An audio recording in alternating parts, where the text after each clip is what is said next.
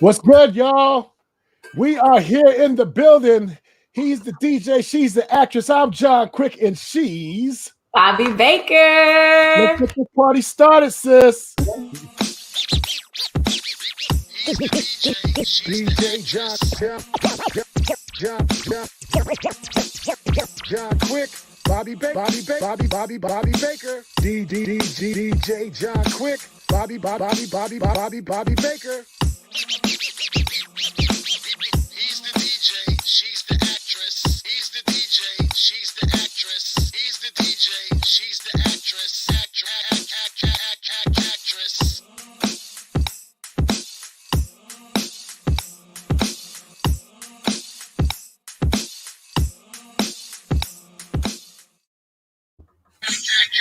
What's good, y'all? Welcome to another edition of He's the DJ, she's the actress. I'm superhero DJ John Quick. And I'm Bobby Baker.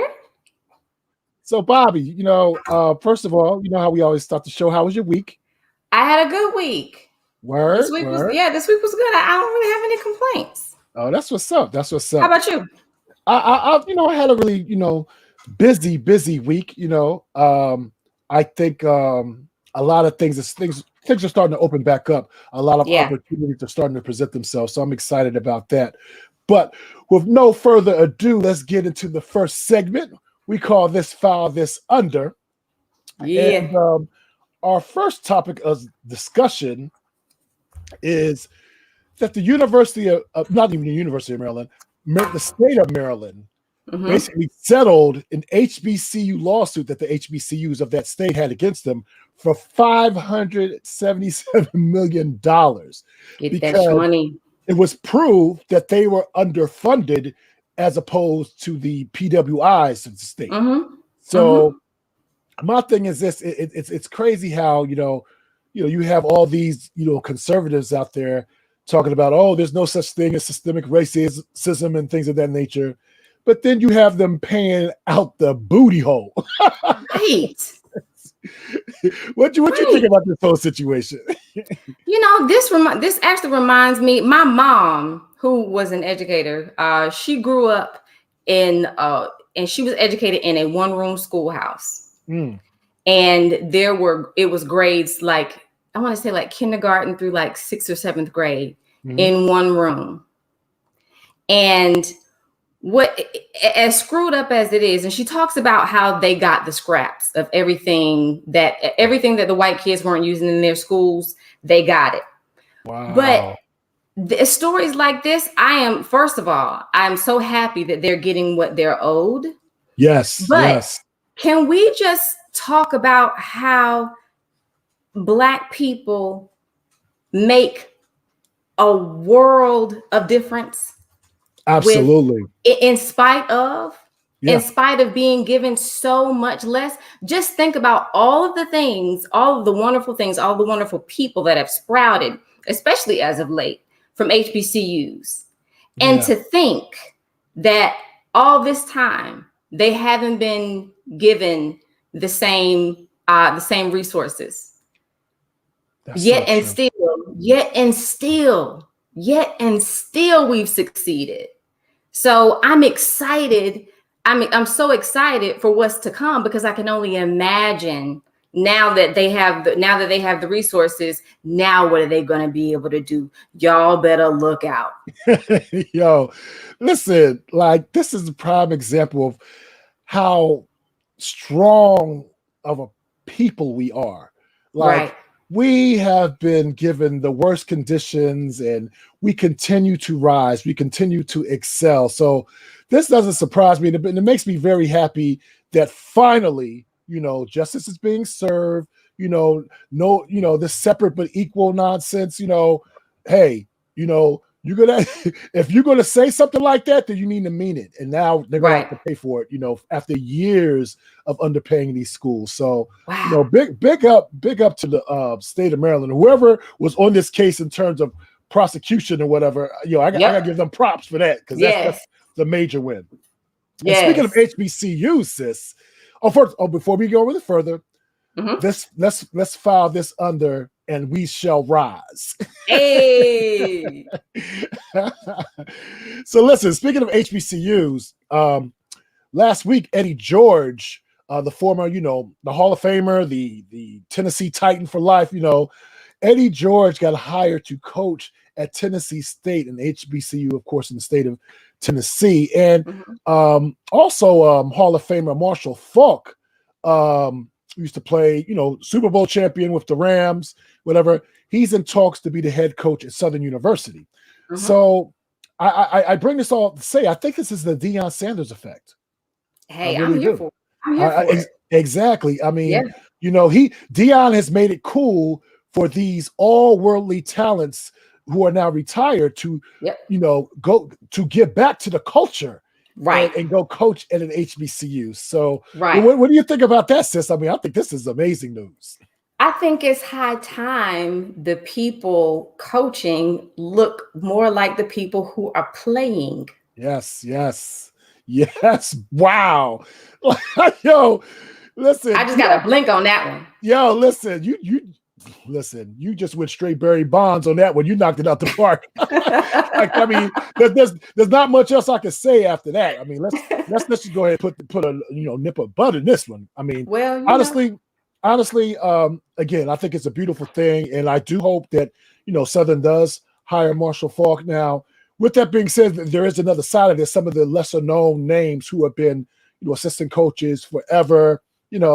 Sometimes, they come off on the short end, but who knows? Maybe they end up coaching next to this person and they'll get their chance somewhere else. You know what I mean? But right. I'm just happy this is happening and it's shining light on, all the wonderful things that, encompass being at an HBCU. And I'm just excited about it. I'm excited, in the direction that the HBCU sports is going anywhere. And speaking of that, we're going to be talking to somebody who is playing a part of that a little later, but yes. Anyway, so we're gonna file this under hallelujah.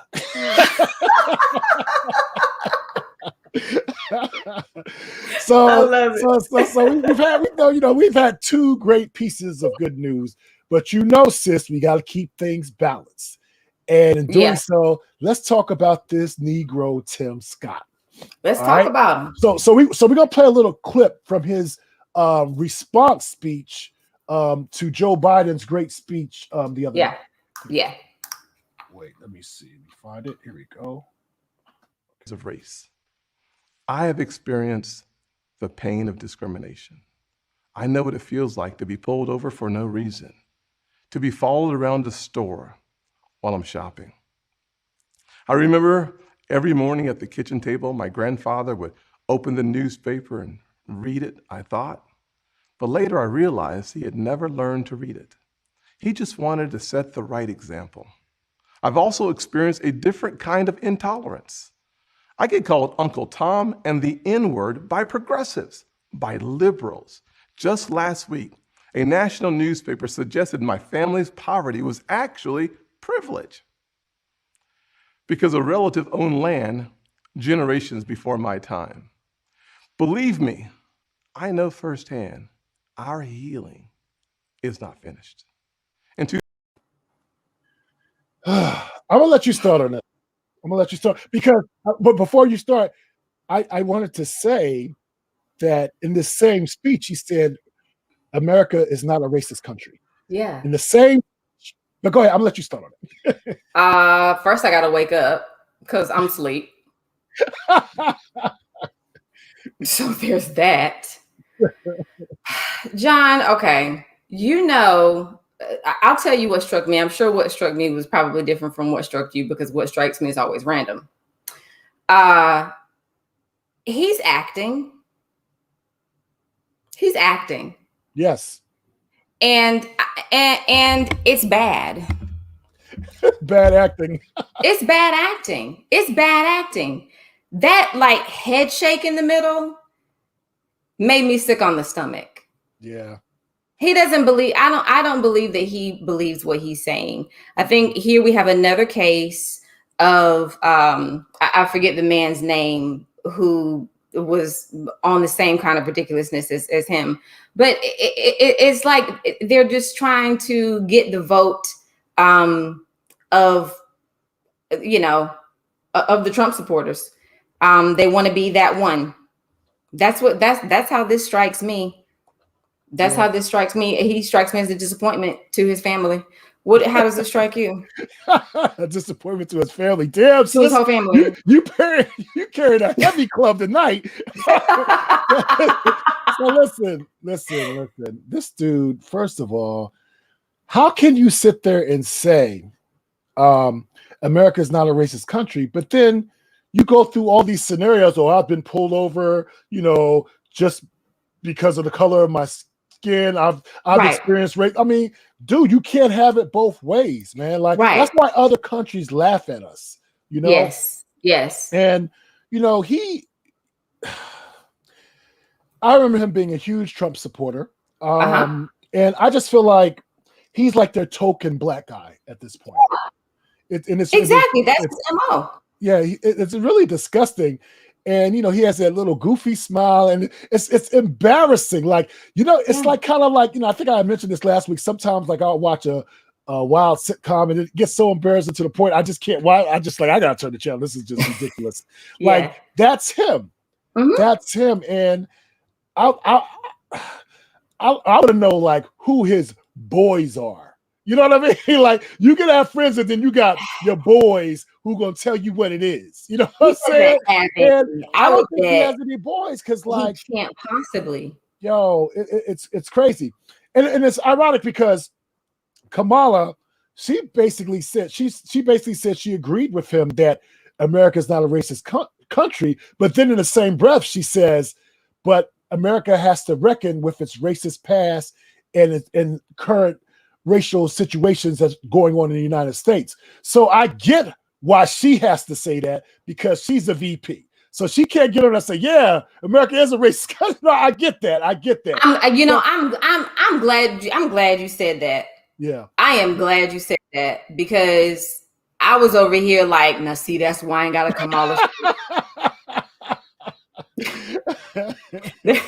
that's why her face ain't on my chest yet, but I am glad that I am here with you for you to enlighten me and just remind me of those types of things, because you're right. She probably does know good and damn well that America is a racist country. I'm driving home heated at the thought of her saying that. I'm like, oh, she sounds so light-skinned, just like never, just unaware, I'm glad you said that because I honestly had not considered that, and you're totally right. Yeah, she can't, the same way like Barack couldn't come on there and say the same thing because fools would have lost their mind, Right. Hell, they charged the Capitol for less. You know what I'm saying? So, I get where she's coming from, but I like the fact that in the same breath, she basically, talked in code to us like, but exactly, they got to reckon with this and they got to deal with this racism that's going on right now. She basically said, we are racist, but I can't say that. Right. It was a wink in the eye. She was like, exactly. We see the wink, sis. We see the wink. We are here for the wink. But if you know what I'm saying. Right. So what I'm gonna leave this one to you because I know you got fun with this. What do you want to file this whole story under? Wait, because it's two different versions of it though. Kamala or oh boy. Yeah, you know what? Combine them because I think it's a fun. I mean, to me, with them combined, it's a funny story. In terms of just the interpretation of America is not a racist country. And then he went on to say that he got called Uncle Tom. Well, Kamala was like, it's not a racist country if you believe me. So. Right. I don't know. John, I'm gonna be the first one to admit I'm not good at the file under categories. You're better at this than me. So let me think. We can file this under yeah, okay. That's what we'll file this under. Yeah, okay. Yeah, all right. We got it. So listen, our first guest, we're waiting for her to get, come backstage. I think she left, she left the camera. She's here, but I guess she went to go powder up or whatever. Got you. So listen, so since we're going to do that, we could actually go. Oh, there she is. Oh, here she is. Cool, cool, cool. So listen, before I got to read. This sister is just so super impressive. And when I say impressive, like I'm not easily impressed. Like I do an event every year, as you know, my Heroines of Excellence Awards, which you have hosted before, where I honor women of color who are doing the damn thing. And I can't see how I haven't honored this sister yet. I don't know how she passed through, So I'm just letting you know now, Miss Palmore, you're going to be one of my honorees next year. I'm just letting you know. I'm putting it out there right now. But anyway, let me get out the info on this sister because she is so dynamic. I know I'm not going to be able to read the entire bio, but I do want to focus on what she's doing now and some of her honors. Like right now, she's a partner. I know I'm going to destroy this name at Quintarios, Prieto, and Wood and Boyer, the largest minority and women-owned law firm in the United States, y'all. Okay. In the United States. She is just amazing. And she's been recognized with her work with attorney Benjamin Crump in representing the HBCU All-Stars and Jennifer Milligan, the Long Island woman who filed a racial discrimination claim against her neighbors. And I remember that case, man. So I'm so happy that Heather was a part of that. Some of her honors include the recipient of the Reverend Dr. Martin Luther King Drum Major Award, Sora of the Year awarded by the Pan-Hellenic Council for her work with her chapter and her sorority, Alpha Kappa Alpha. And she's been recognized as the Network Journals magazine's top 40 under 40. I could go on and on, but let's just bring this amazing sister to the stage. We're bringing her on right now. Her name is Heather Michelle Palmore. What's good, sis? Hi. How are you? I'm good. I was just running out of breath, reading off all your accolades, but I'm good now. I caught my breath. Okay. So listen. The main, aside from you just being an amazing attorney and just excellent at what you do, what I wanted to bring you on the show for, and we had, told our listeners, is that you had played a part in that whole 3-hour block programming of celebrating HBCUs on CBS TV on April 4th during March Madness. Can you tell us, one, how you got involved with that, and two, why do you think these stories needed to be told? Well, first, thank you for having me on. Absolutely. Thank you for being here. And the very engaging discussion. I was so into what you were talking about with the HBCU lawsuit in Maryland and such. But just by way of background, I am an avid sports fanatic. I love all sports. I was born and raised with sports. My dad played in the NFL. Wow. I was a student athlete on Long Island that went on to Cornell to play basketball. So sports was always ingrained in me. Coupled with that, my passion for the law and advocacy and education, all of those areas intersected just maybe last year. I belong to a group called Advancement of Blacks in Sports. Yes. It's a not-for-profit organization that was founded on the premise that we need to be much more engaged socially on a social justice platform for our student athletes. We tackle issues such as pay equity for Black coaches, the hiring of Black coaches and administrators. And we also advocate for the removal of the SAT and ACT. We advocate for vendor equity, and that's very important. And this is how we got involved with the HBCU All-Stars Sphere. I don't know if you know, but every year when the NCAA hosts their March Madness tournament, they have actually a contract with CBS Sports to broadcast. They have an exclusive agreement, licensing agreement to broadcast that. I'm not sure if people are aware, but every year the NCAA makes close to $1 billion just from that tournament, from Selection Sunday until the time that the last shot is made and you hear that song that plays at the end. One shining moment. One shining moment. $1 billion just in that space. Yep. And we did some deep digging when we were forming this organization. One of the things I always stood by is this idea that data matters. It matters. The data tells you everything. And so we're looking at this, and we got some documents from NCAA. And do you know how many people of color, Black people, are vendors for that event? Less than 2%. Wow. Less than 2%. However, our student athletes that look like us account for by the time we hit the Final Four, 87% of the athletes on that floor are people who look like us. Wow. Now, if you want to take it even a step further, and there's progress being made, but not too much. The number of coaches, Black head coaches in Power 5 schools and the top schools.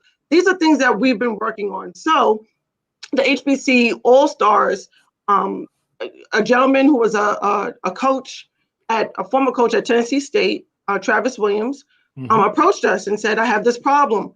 I have this intellectual property, basically, that someone stole and entered into an agreement with CBS. Wow. And we came aboard, and it was unheard of because when we brought it to our group, and these are coaches such as Leonard Hamilton, Calvin Sampson, Vivian Stringer, the legend. Wow. For them to say to us that you have done something that no one was able to ever do. The NCAA and CBS don't listen to anyone. So we were able to acquire his property back and enter into a deal with CBS. That is awesome. Wow. It's awesome, but it's far. The time was way back when. And, this was about equity for us and starting to level that playing field. One of the things that I think is somewhat bittersweet about the whole process is we have years and years and years and years and years and years to go to undo all the inequity that had been done to us. But we can't look at it with a defeatist attitude. We have to start building and moving forward. And so that in itself was historic. That is amazing. That is so amazing. Now, with that though, let me tell you. So with the deal, we got a 5-year deal, and we're starting in New Orleans next year in 2022 with an HBCU All-Star game. And the following year is going to be in Houston, Texas. The following year is going to be in Phoenix, Arizona. And I always lose track of the other venues.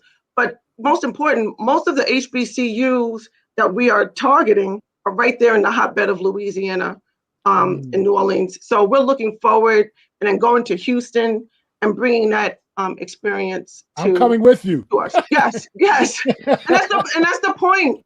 That's the point. We say that we want to be in these spaces, right? And we want people to recognize our spending power. Now we have an opportunity to spend for us. And that's something that, while we may, there's going to be bumps and, trying to get exactly equity here, it's a good first step. So I'm excited about what's to come in 2022.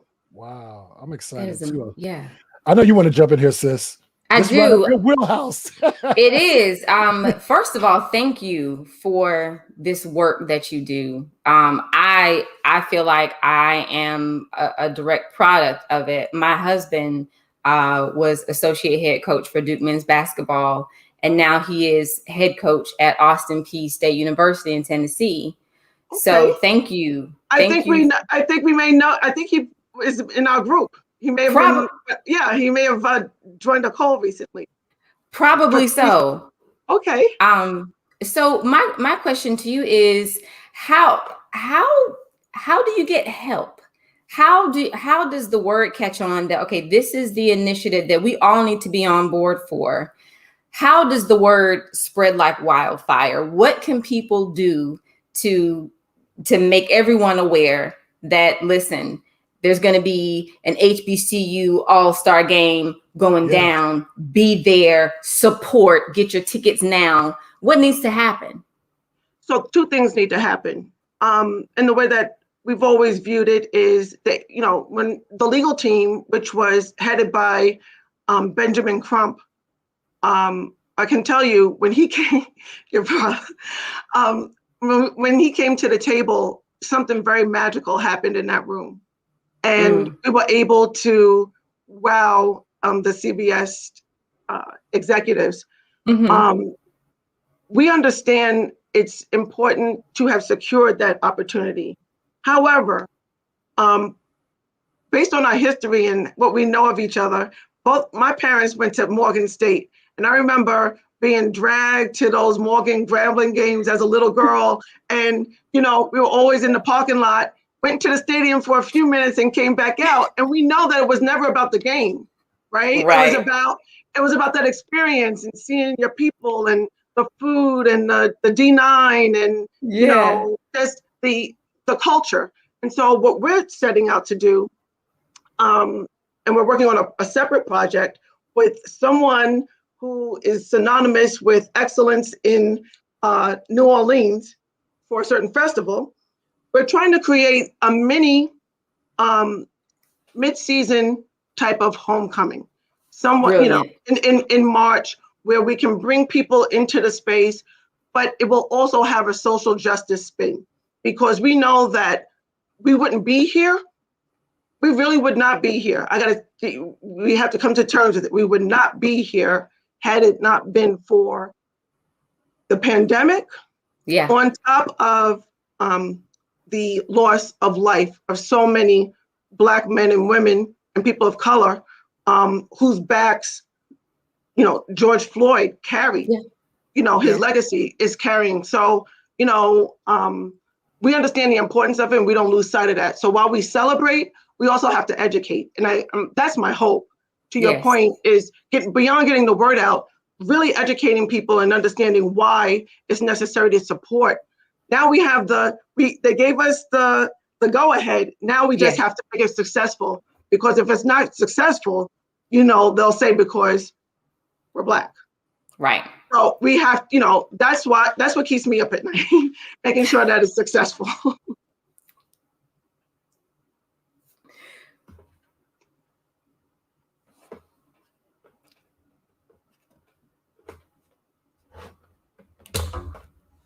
We can't hear you. We can't hear you, John. All right. Can you hear me now? Yes. You can hear me now? Okay. No, what I was saying was that I can't, it's just one of those situations where sometimes, you know, when people say, well, I would have never have imagined, or, you know, I just wish my father was here to see something like this go down. Cause my dad was one of those dads, like if a team had a Black quarterback, that's the team he was cheering for. You know what I'm saying? Like if it's an HBCU, he's cheering for that HBCU. You know, he's definitely like, you know, I literally grew up on campus of the HBCU, West Virginia State University, which used to be called the West Virginia Negro Institute. So I love what you're doing, sis. Keep doing it. If there's any way we can help, let us know. Like I'll be calling on y'all. You know, no doubt. Listen, we plan to have this done by the summer, and then we can start our advertising, and hopefully we'll be sold out by, you know, winter. Oh, you'll be sold out real quick. I can tell you that right now, because this is like, wow, like I cannot wait. And I know I owe you a phone call, so we want to talk this weekend for sure. We're definitely going to talk this weekend. All right. So nice meeting you both. You know, it was great having you, and you know, you now are a friend of the show, so don't be surprised we call you back a few months later just to get an update. Okay. All right. Take care. I'll talk to you later. Thank you. Have a good night. Thank you. Bye. You too. Bye. Yo, sis, this is such an exciting endeavor that they're taking on, and it's long overdue. What a powerhouse she is. Oh, she is. Yes. And shout out to creativity. Yes. You know, and just absolutely. the minds who think of these things, number one, and the hands that have the fortitude to see it through. Because this is not an easy task. Even before she said that's what keeps her up at night. I wondered. You already knew. I wondered in my mind, like, you know, I was like, oh, I know you are in it. Because think about it, it's like one of them things where you see Michael Jordan's arms out, like he's literally, it seems like he's holding up something, right? That's like she's doing this for the culture. Yes. For the culture. This is a big deal for the culture. So again, I'm supposed to be hopefully doing, be involved. I'm going to be involved with them doing a couple of events for them. So I'm excited. I've met Brother Crump on a couple of occasions. Really good dude. So listen, sis, let's here's what I want to do, because we have our guests in the building right now. All right. Why don't we do what's on your mind after they're done? But let's. So what I want to do is bring in our esteemed guests, but I'm gonna let you introduce them because these are your people. This is the Juilliard crew. They are my people. They are my people. Now, are you gonna play the video first, Yep. before you bring them on? No, I'll introduce them and then I'll play the video.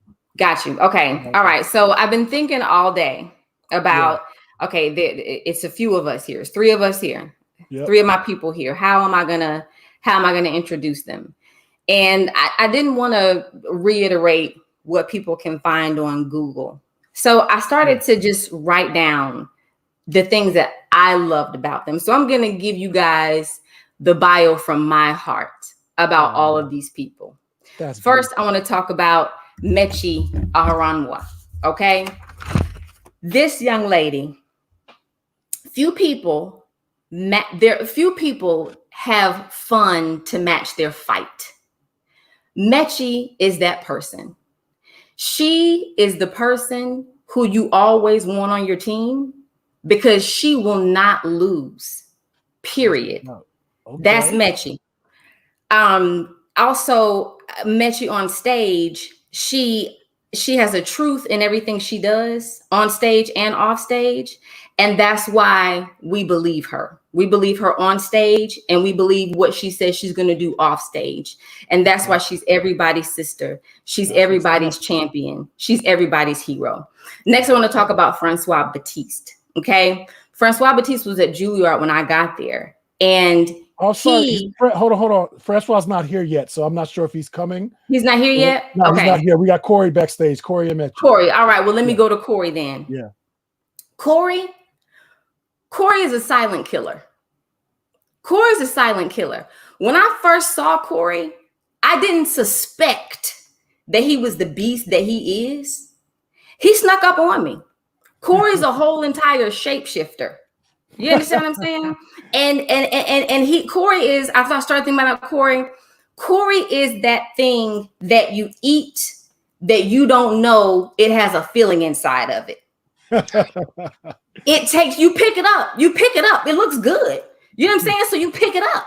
Yeah. You pick it up. And then you realize it's got a whole nother feeling inside that bad boy that you were not prepared for. That's Corey. Hey, Corey. Hey, Maechi. What's up? What's good, guys? Hello. Thanks for coming through. Look, Corey, I ain't gonna front. I was so tempted to play some Dr. Dre, but I was like, you know what? We here for a bigger issue. You know what I'm saying? I had to listen, bro. I had it all queued up and everything. Hey, look, like, they were poets. I was like, oh, I gotta do that too, you know. They were poets in the streets, though, man. Like that's the real no thing doubt, about them, right? No doubt. And the cool thing is that group is kind of like was one of the groups along with Public Enemy, X-Clan, BDP, who spoke about the same things we're still speaking about today, which is crazy. So sis, what I want to do, Bobby, is play, that video that we played last week, and then we'll get right into it for those who are not understanding or up on what we're going to be speaking about today. This is at this point I would consider a racial incident that happened at the esteemed Juilliard school. So here we go. Meaning that on our Zoom screen, on my Zoom screen, were fellow students, but faculty, staff, and the director of my division acting out the journey and experience of slavery for almost 30 minutes. This is what we had to listen to. You have everything you need to go on this journey. In front of you, there is a long path. It is the road of captivity. Allow all of your senses to activate. Take a breath in, and on your exhale, start down the road of captivity.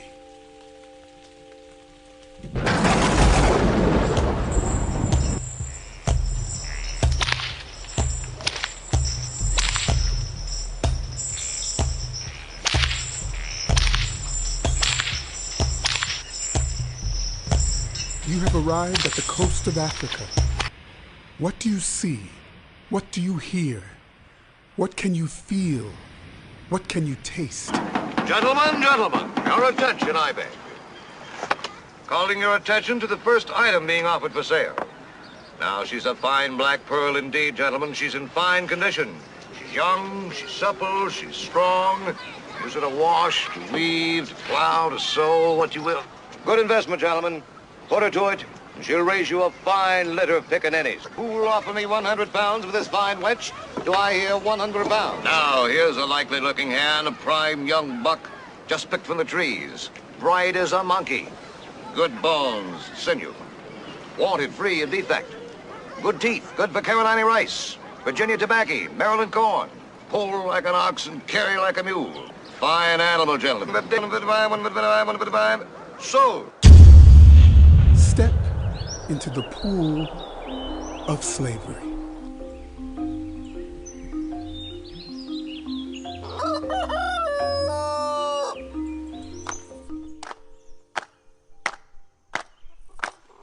Nigga run, nigga flew, nigga tore his shirt in two. Run, run, the paddy roller get you. Run, nigga, run, well, you better get away. Nigga run so fast, over his head in a hornet's nest. Run, run, the paddy roller get you. Run, nigga, run, well, you better get away. Run, nigga, run, the paddy roller get you. Run, nigga, run, well, you better get away. Some folks.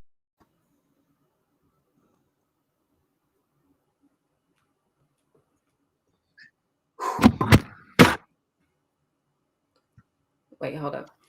So, Bobby, I'm gonna let you set this off. All right. Corey and Maechi, talk to me about the day you heard this. Oh, hold up. Francois here, so we're gonna get Francois up on here. Hey, Swa. Hey, y'all. Welcome, brother. What's up, y'all? Hey, well, hey, good to be here, brothers. No doubt. And sisters. Francois, we just listened to the recording again, the one that Marion posted. And I've asked Maechi and Corey, and I've asked you to talk to me about what went through your mind the day you heard this and the day you felt the pull to respond. Can you hear me? I can hear you. I saw it that it was sent to me in the morning, and I immediately, after only hearing her introduction, contacted faculty at the school. So it didn't take any time. And for me, it only took the introduction. I didn't listen to the whole thing until after. And even right now, my heart is racing a little bit. It's a little challenging to listen to. Very. I strike a little. It's very challenging to listen to for me. Yeah, I echo that. I received it around the same time Maechi received it, and you know, we all started circling the wagons immediately. My first thought was, is this 2021 or nah? Because I guess I was just sort of shocked that something like this not only could happen at an institution, you know, but our institution, the institution that we call our alma mater, and a place that we call home. And so, as Maechi said, you know, she sort of led the charge, which is, you know, the beautiful and amazing thing about our sister Maechi is that she's going to make sure that we go through the right steps and we figure out if wrong has been done, how do we right it? And so I was just honored to kind of follow her lead, and even sitting here again, listening and hearing those words, it's just really hard to sit idly by and watch young Black bodies be traumatized in whatever form it is, whatever form that takes. And we've seen a lot of it. We're not talking about just the past 400 years, but even this year is as hard as it's been. And just lastly, just really quickly, the fact that this happened in September of 2020, and our first time hearing this was the end of last week. There's issues with that we can get into later, but accountability was the first thing I think. The first thing I think on our minds was making sure that the students, those Black bodies, were okay. We wanted to make sure that they were good, and then I think the next step, and that's the step that we're all moving towards now, is accountability for it. That's what's up. That's what's up. Francois, how about you? Yeah, it was pretty much what Corey and Maechi's been talking about. Well, listen, this is what happened with me. I was just doing a morning scroll of IG, Instagram or whatever, and I saw something that Maechi had posted, and I was just confused by it, perplexed, and so I just reached out to her and said, what's this about? And Maechi hit me back with the video. She hit me back with the correspondence that she had with the school, with our former teachers, and we were on it. Like, it just became this. First of all, why? Second of all, how in the, I don't know, we're supposed to curse in this medium, but how in the hell did something like this go down? Well, I tell you what I responded to more than anything was the emotion that was coming from our dear sister, who is still, on the front lines and coping with this. But I was responding to, like, her emotional plea of this trauma that she endured, and that it had gone untouched. It had gone, no attention had been paid to it for so many months, and it just pissed me off to a place where we had to find out more answers. And like Corey was saying, Maechi led the charge. I reached out to Richard, who is who we all know from school, and just to try to get another line of communication in. And before you know it, it was the evening.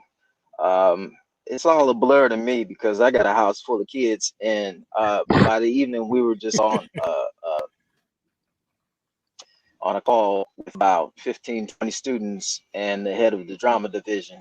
And I know that was Maechi just throwing them bows and just making sure that people showed up, because like Corey's saying, man, people need to be held accountable for the fracture, the mental fracture that went down, and in the subsequent, nobody paid attention to it. And that's what pissed me off more than anything, is that her pleas to the president of the university and to the head of the drama division seemingly went unanswered. Mm-hmm.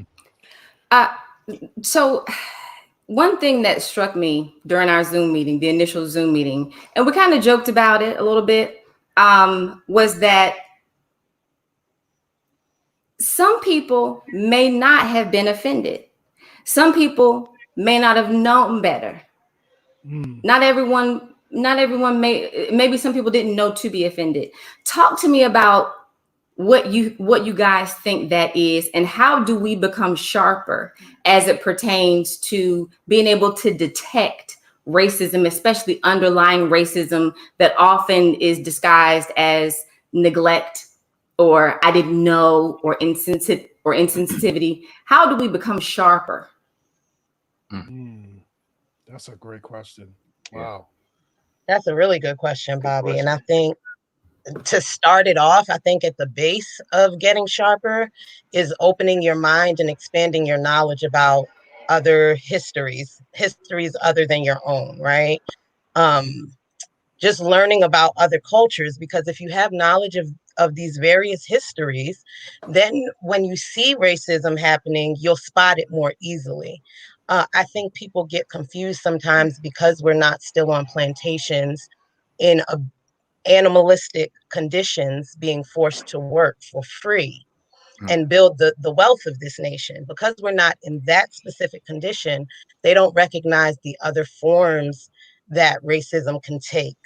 I think arming yourself with the knowledge of the different forms, people call it microaggressions, but I call it casual violence because it's more violent than a microaggression to me. Violence is more accurate to me. What falls in that category, right? Under casual violence, being aware of the direct racism, right? Once you know these histories, once you understand the history of this nation, and you see power structures at play, because at the heart of all racism is an imbalance of power, right? So just being firm in that kind of knowledge and understanding that the larger part of it is systemic and institutional in these places where we go and we're supposed to find safety, or we're supposed to be educated. For all intents and purposes, if I'm a student at Juilliard, why wouldn't I think this is okay? I don't know the full intent of this exercise. They did describe what its intent was in the letter. I think that there should have been a precursor. If they really had thought about this, I think taking time to think before you act is important when you're dealing with racism. And when you're dealing with young bodies and minds, or with people in general, right?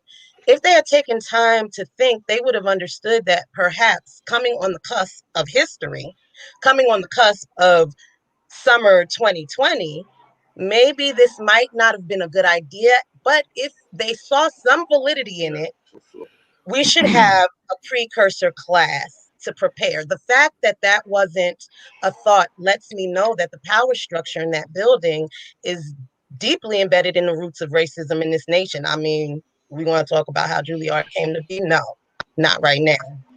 I'm going to pause because I realize I'm talking a lot. That's okay, sister. You dropping gems. But I am curious because, you know, I taught for over 10 years in the schools. And as an educator, I think you had mentioned that they actually had an explanation in terms of what this exercise was supposed to, you know, do. Can you share that with the audience? Because I don't, you know, after listening to that, you know, that recording, I'm not sure what good this was supposed to, you know, I'm not understanding what good was supposed to come from this.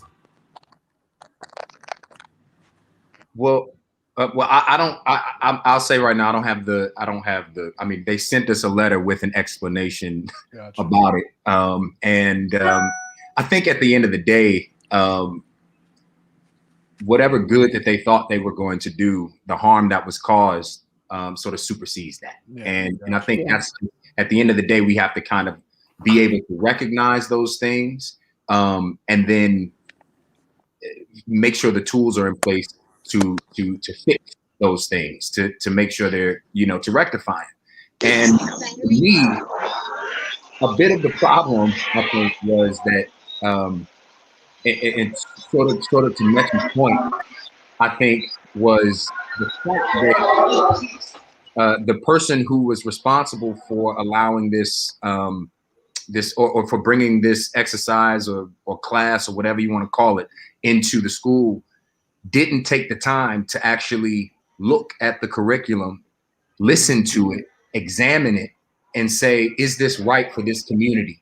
And if they didn't have the tools to, if they didn't feel they were able to, you know, make that decision, why don't you share that with somebody who you think might be able to, you know, justify or to figure out if this is something that the community needs right now in the middle of the summer of 2020, when tensions and racial tensions are flying, and and I read think the room. Read the room. Read the room. Read the world. Yeah, exactly. Exactly. I think that's it right there. And the fact that this is, you know, something else that bothers me about this whole situation is that and Bobby, you sort of spoke to this a little bit on our Zoom together prior, but, you know, and sometimes when you hear oops, or you keep hearing, you know, oh, it was a misstep. Oh, this, you know, We hear that a lot in white spaces. But when we, make mistakes, when we misstep, sometimes that costs us our jobs as Black people, as people of color. Sometimes it'll cost us our lives. And so that same amount of care and that same amount of attention to detail has to be there at the highest levels. And I'll leave it there. He's dropping them, bro. Well, I've got a question about you guys. When you work, and I've seen every last one of you guys work. When you guys work, it is a reference. It's a reference to Juilliard. And people who look like you see your work and they want to do what you've done. They want to go to Juilliard too. So how do you feel right now being sort of this walking reference, this walking, living, breathing, moving reference for a place where it may not be so safe right now for people who look like you and want to be like you to go right now?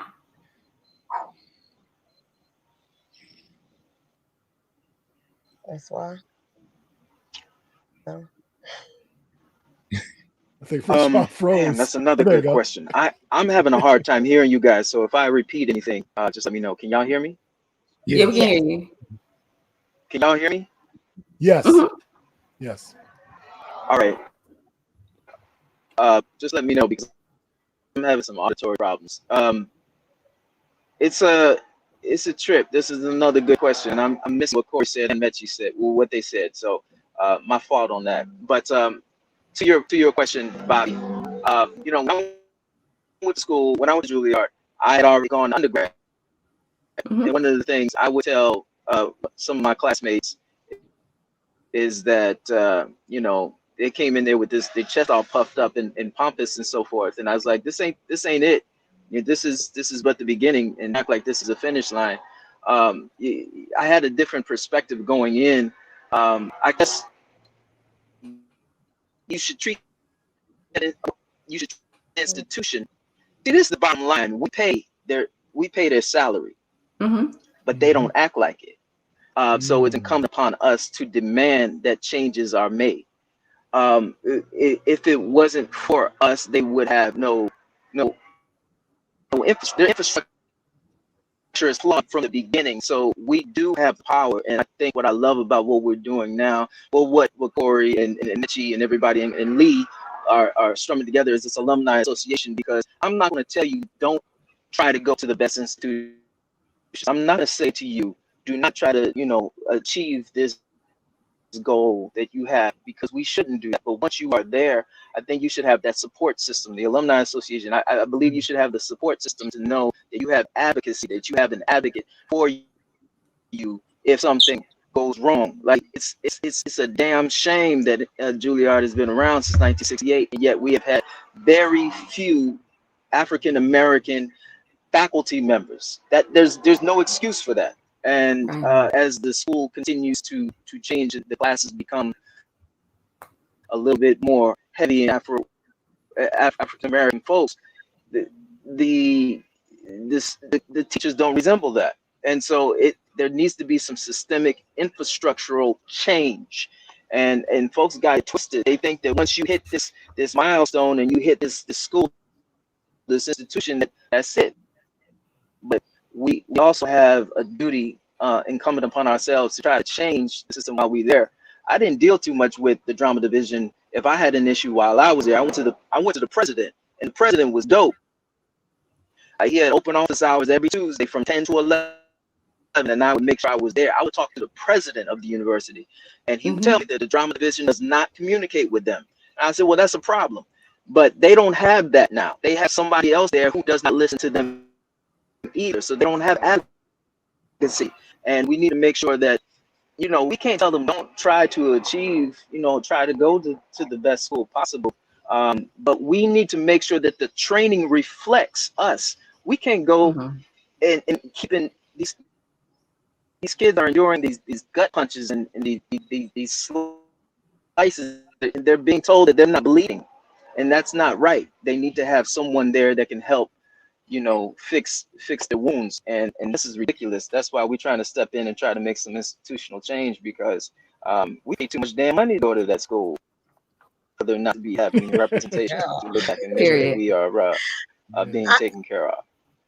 I want to just piggyback on what Francois said about your question was, how do you feel being a reflection of Juilliard, right? Yes. I feel very good about it. I got some great training there. And the reason I can feel good about it now is because of what Francois said. No, right away, this wasn't where my focus was. But once that video dropped, I don't think we all recognize the need. And Francois mentioned the Alumni Association. Juilliard has an alumni association. What they did not have was a Black alumni association. And now what they do have is a Black alumni association. So I feel great about being a reflection of Juilliard. I want people to know that that is a place where alum have gone, they are successful in their careers or other career paths that they have taken, and they are still committed to making sure that Juilliard can reflect the changes that need to happen in the world. What's happening at Juilliard is not specific to Juilliard. It is specific to the worlds we live in. So if we can help implement change there, that means we're doing a little bit in the world as well. So I feel great about it. And one more thing, and Corey, I'm gonna shut up. No. You asked the question before about how do we spot it, and in some place like a classroom, right? Once again, it's about the power structure, because the teacher is always going to have more power in the classroom. I think taking note of your classmates, and if they are they're not in a comfortable space and they're trying to articulate, now it might not be racism. They might just be uncomfortable, right? With a note or something. But if you have any single cell on your body that feels like it might be racism, ask the question. Ask the question. What did you mean by that? It made me uncomfortable, so I can only imagine how Bobby might feel. Please clarify your statement. Please clarify your statement. And in addition to some of the structural changes that we are fighting for and will continue to fight for until they're implemented, is diversifying the curriculum. Because everybody comes from where they come from. And if I have to do 3 weeks of research about a samovar, I'm going to need that same kind of research to be done across the board about a variety of cultures, spaces, and places. Yes. So if you recognize that in your own curriculum, that you are only learning about yourself and ancestors of yourself, that is a great time to say, oh, I think I see some racism. I think we can diversify this curriculum to be inclusive of my classmates who don't look like me. Anybody can speak up on this. But those are just two clear ways to spot it that people might not normally think of, and then the action that they can potentially take. That's great. That was awesome. Well, I have to applaud you, Maechi, for really taking charge over this thing. And it has just been so inspiring and really an honor to just work with all of you guys towards this for change. I know that life can be rude, and it doesn't care about what you have going on. It never says like, oh, I know you're busy with this right now, so I'm just gonna wait and hold off on my issue till you get done. Like, no, like y'all all have life going on. Francois, you got kids. You know, everybody has life going on. So I just want to say thank you for taking this on and for taking the lead, you know. And I just want to leave you with this. This has been on my heart, especially for you, Maechi. This has been on my heart. Esther 4:14 says, for if you remain silent at this time, relief and deliverance will arise for the Jews from another place, and you and your father's house will perish. And who knows whether or not you have attained royalty for such a time as this. That's heavy. So I just want to say thank you guys for coming on. You guys are all powerhouses in your own right.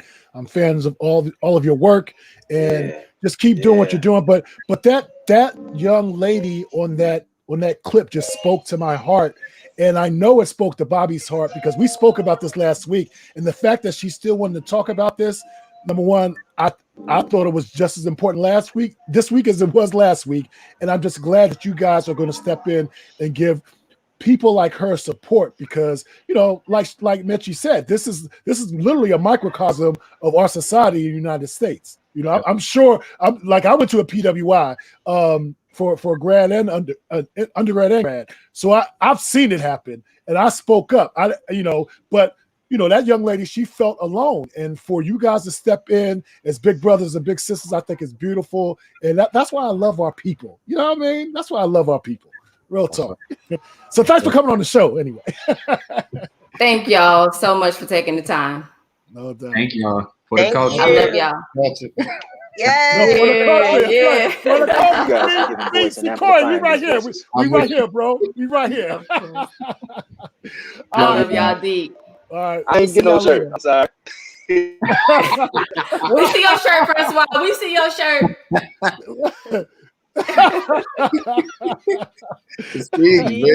Yeah, we see.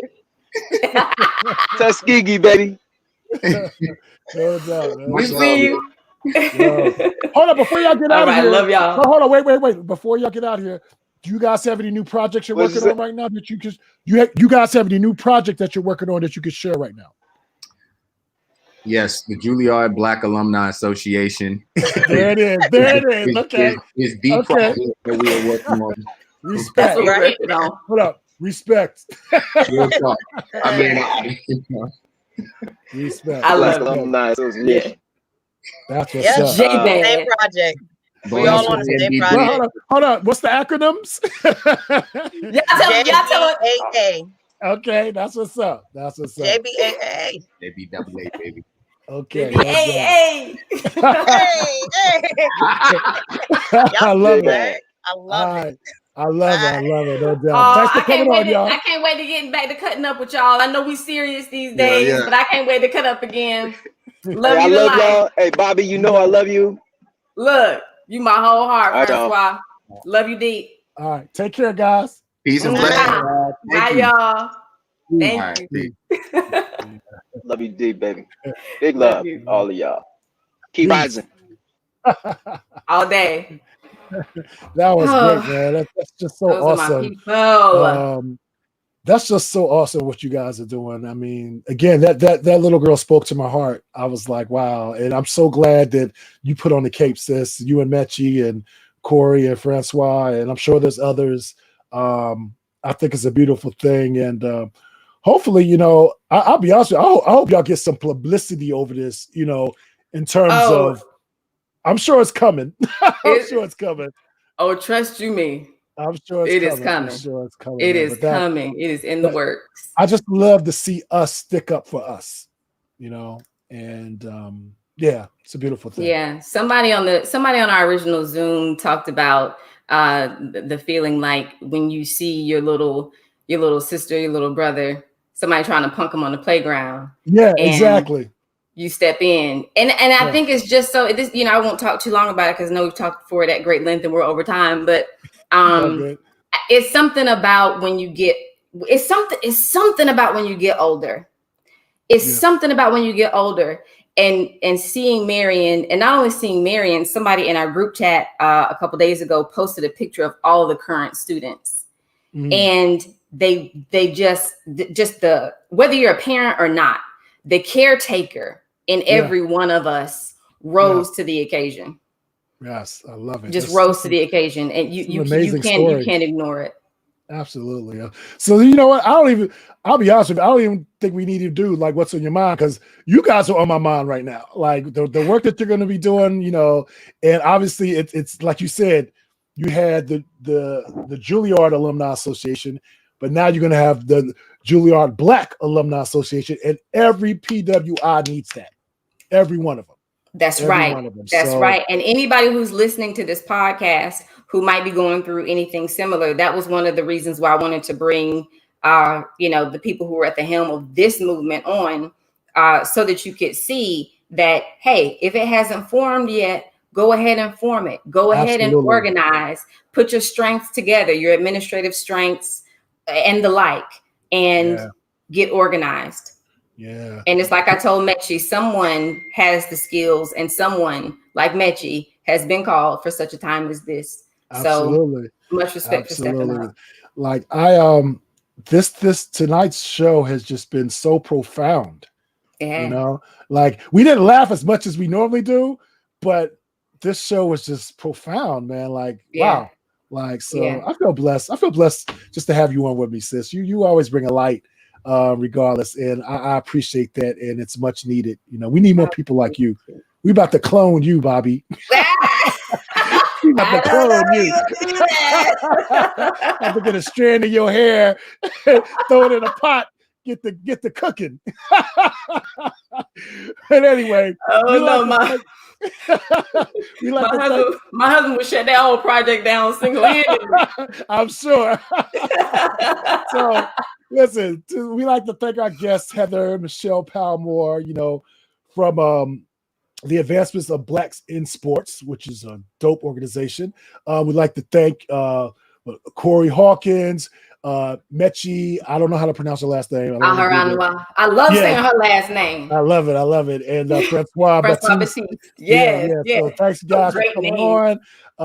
And we'll see y'all. We got 2 more episodes left in the season, man. So y'all make sure you tell your friends.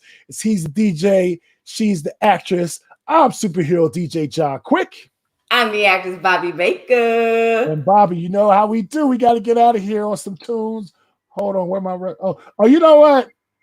I gotta play this for you. We're gonna go off like this. Hold on. You to me and myself, I want you to leave me alone. Leave me alone. Leave me alone.